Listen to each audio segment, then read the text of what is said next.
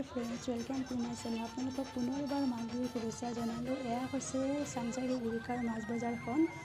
ইয়াত বিভিন্ন ৰকমৰ মাছৰ লগত ওলাইছিলে সা-সামগ্ৰী সকলো, কিন্তু যথেষ্ট দাম আছিলে বস্তুৰ। মাছৰ, হাঁহৰ, মুৰ্গী যথেষ্ট দাম আছিলে। বহুত দাম, জুই চাই দাম, কিনিব নোৱাৰিলোঁ। অৱশেষত ঘৰলৈ এটা বেপাৰী আহিলে, তেওঁৰ পৰা চিতল মাছ এটাকে ৰাখিলোঁ।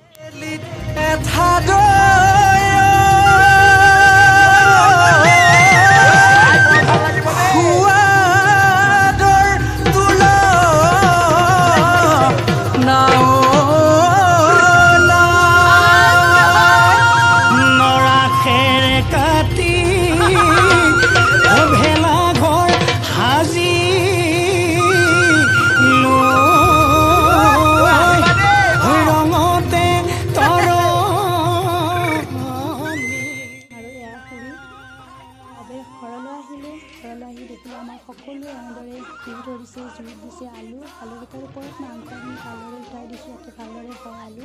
আৰু আপোনালোকে জনাবচোন কোনে কোনে জুইত এনেকৈ আলু পুৰি খাই ভাল পায়। সকলোৱে বহি আছে, মই এনেদৰে আমাৰ ঘৰৰ সকলোৱে জুই ফুৱাই আহিছোঁ। ঠাণ্ডা ঠাণ্ডাৰে জুই ধৰি জুই কাষত বহি লগতে খুব ধুনীয়াকৈ আলু পুৰি পুৰি খাই ভাল লাগে। মেঘৰ বিহু ভোগালীতে বান্ধৈ মেজি সাজি লাই গাহৰি বিধে বিধে জুতি লয় শীতল বৰালি আৰিয়া পাতি হাঁহে কোমল।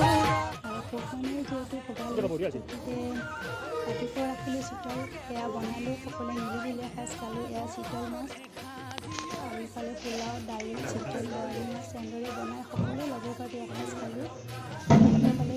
যদি ভাল লাগিছে লাইক এটা